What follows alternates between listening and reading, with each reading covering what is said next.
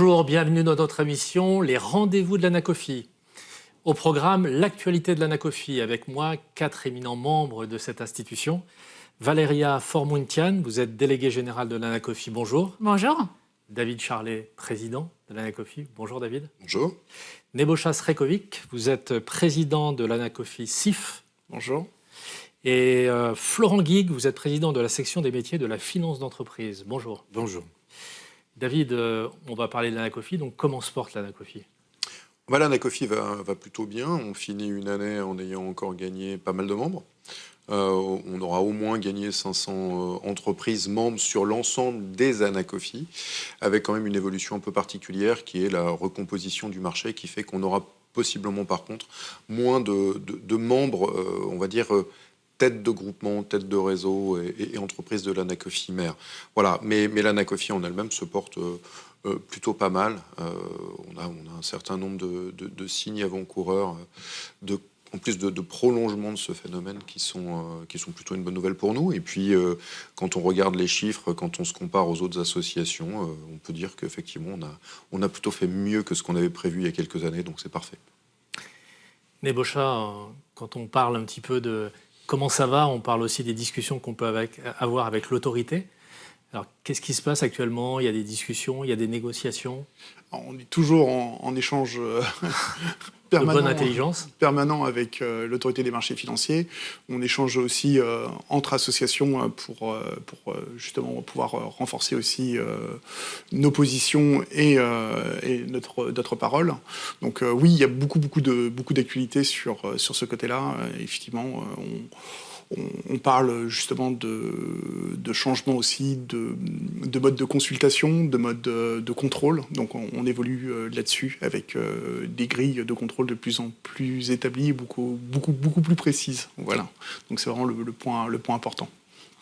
Et des changements notables à l'horizon ou c'est trop tôt pour en parler ? Oui, il y a cet échange-là justement sur la partie contrôle qui est importante. Aussi dans les nouveautés, on passe sur un mode d'entretien. Donc à partir de 2026, l'AMF va annoncer qu'elle va réaliser des entretiens directs avec les SIF, justement pour tout ce qui est bonne pratique, bon cas d'usage, justement pour renforcer le dialogue qu'on a avec elle. Voilà. Donc c'est très constructif.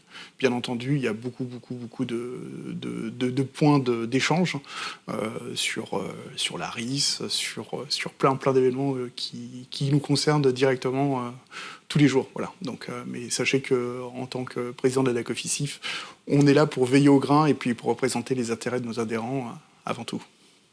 Valéria, David, en introduction, on parlait des adhésions. On rentre dans la campagne d'adhésion 2026 déjà. Comment ça se profile ? Ça se présente plutôt bien. Les outils informatiques que nous avons mis en place il y a quelques années et qu'on a fait évoluer d'une année sur l'autre, justement avec les conseils des autorités, sont aujourd'hui pleinement fonctionnels. Et donc, ce renouvellement pour 2026 se présente plutôt bien. On n'arrête pas de gagner des adhérents. On voit bien qu'il y a des créations d'entreprises, en fait, tous les jours, que ce soit dans le courtage ou en SIF. Ça veut dire que ça renforce aussi la position des associations comme la nôtre, et l'Anacofi en premier chef étant la première association SIF et deuxième, je dirais, en courtage. Ça renforce notre position vis-à-vis des autorités, pas uniquement des autorités qui nous contrôlent, mais également vis-à-vis du législateur pour défendre les intérêts de nos adhérents. Donc le renouvellement se présente bien, les équipes sont prêtes, l'outil est fonctionnel, on a lancé les choses, maintenant on attend que nos adhérents renouvellent leurs pièces pour qu'on puisse les accompagner sur 2026. Il faut quand même leur conseiller de le faire le plus tôt possible. Ouais. Il faut qu'on arrive... C'est un enjeu très simple, hein, c'est dans une association quelle qu'elle soit, et quand on discute avec des associations d'autres pays, tout le monde a le même problème. Au moment des réadhésions, vous avez beaucoup d'entreprises qui vont venir renouveler. Plus on arrive à étaler leur nombre sur un nombre de semaines correct, mieux ça se passera. Donc on a déclenché la campagne. Il faut vraiment que tous ceux qui le pourront essayent de le faire dès maintenant et qu'ils n'attendent pas de le faire courant 2026. Bien sûr, la campagne s'arrêtera au bout de quelques mois et ils peuvent se dire qu'ils auront ces mois-là et se ruer sur les derniers mois. Mais vraiment, pour nous faciliter la vie, et cela faciliter aussi, il faut qu'ils étalent le plus possible, qu'on étale le plus possible ce moment où ils vont venir à la réadhésion. C'est lancé, qu'ils s'en saisissent. Et du coup, le message, c'est si vous le pouvez, Faites-le maintenant. dès maintenant. Attaquez dès maintenant. Vous faciliterez le travail des équipes, y compris des outils. Et puis, on n'est jamais à l'abri d'un bug. Je pense que... Ouais. Et je rappelle que nos associations sont interpénétrées avec le système de l'ORIAS. Donc attention, les bugs peuvent venir de plein d'endroits. Plus on a de temps pour gérer quoi qu'il puisse arriver, mieux c'est. Donc vraiment, campagne est lancée, allez-y. David, il y a un sujet qui revient à ce moment de l'année, c'est celui des formations obligatoires. Est-ce que vous voulez en dire un petit mot? C'est pareil. Quand on sait que 75% des obligations de formation sont suivies dans la fin de la période, et en plus on discutait avec des confrères d'ailleurs qui ont un truc sur 3 ans comme on l'a en immobilier, ils ont le même phénomène que nous, c'est-à-dire que les gens suivent toutes leurs heures dans la dernière année des 3 années qu'ils ont. Nous, on a ça en immobilier, on le constate.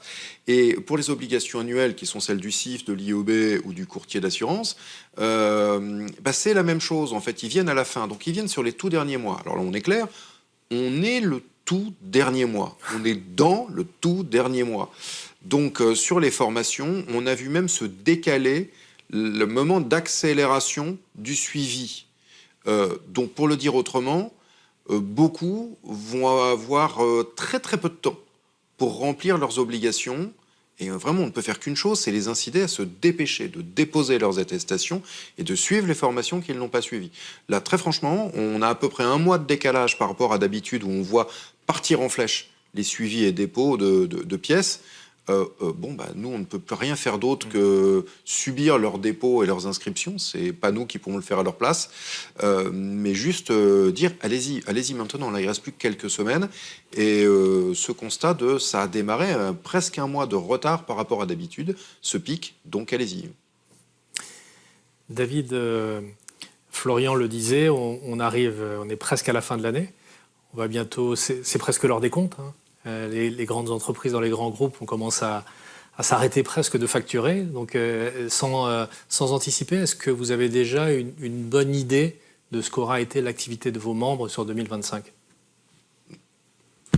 Laurent. Alors, sur la partie que je représente, qui sont les professionnels du patrimoine, mais parfois qui ne font pas que l'activité ou qui ne font pas du tout l'activité du conseiller en gestion de patrimoine, il y a 2 enjeux majeurs pour eux, c'est l'activité de la transmission d'entreprise, et puis le deuxième sujet, c'est la PDP, ou la facture électronique qui va faire jour en 2026, qui incombe une digitalisation de beaucoup d'opérateurs, mais ça je pense que ça touche tous les métiers du conseil, mais comme tous les autres métiers de l'industrie et du commerce en France.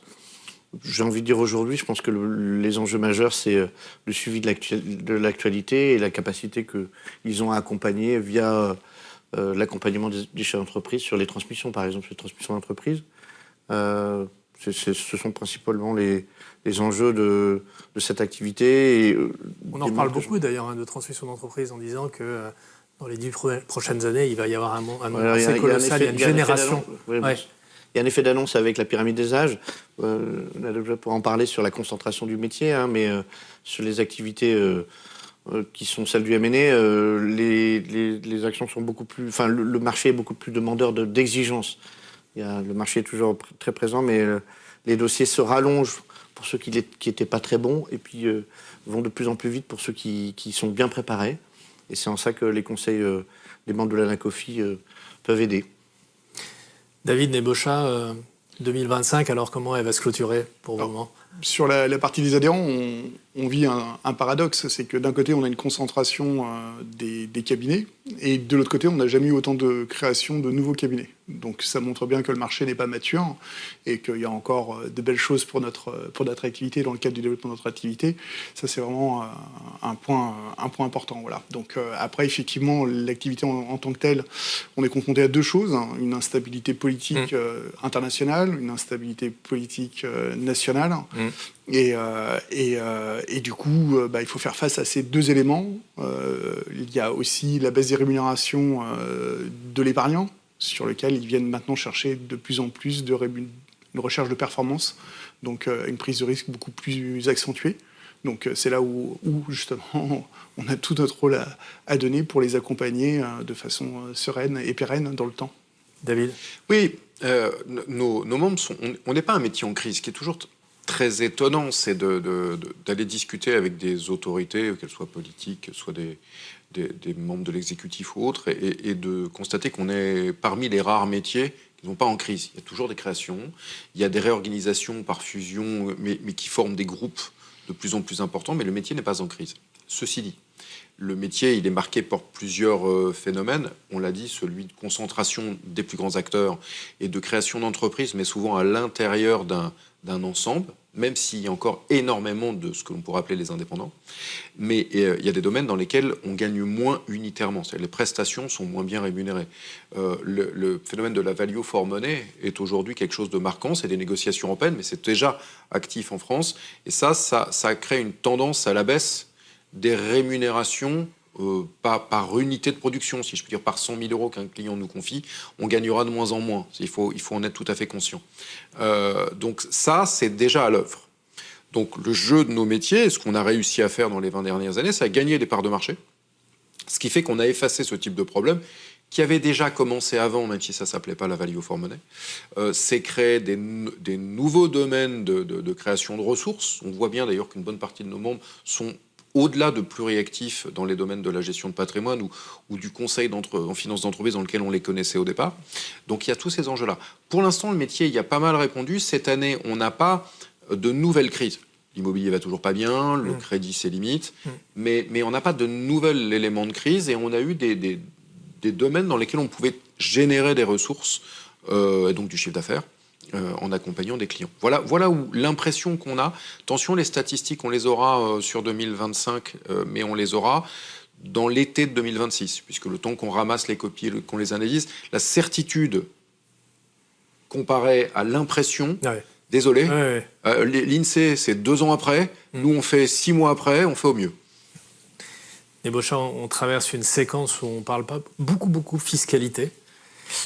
On s'attendait à des baisses de dépenses et puis on a plutôt qui fleurissent des idées de hausse des recettes, taxer davantage.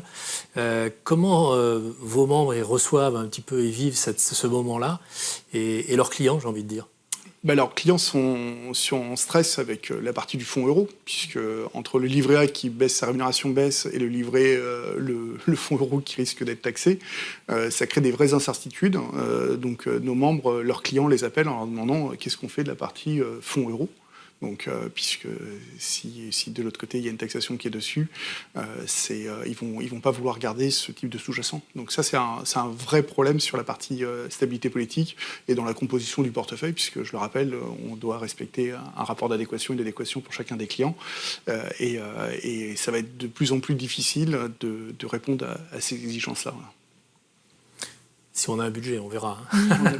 Je résiste pas à vous poser une question. On évoque toujours, dès qu'on parle de la hausse de la fiscalité, il y en a quand même des voix qui s'élèvent pour dire non mais trop c'est trop, etc. Est-ce que vous avez le sentiment qu'il y en a qui pensent à éventuellement déménager ?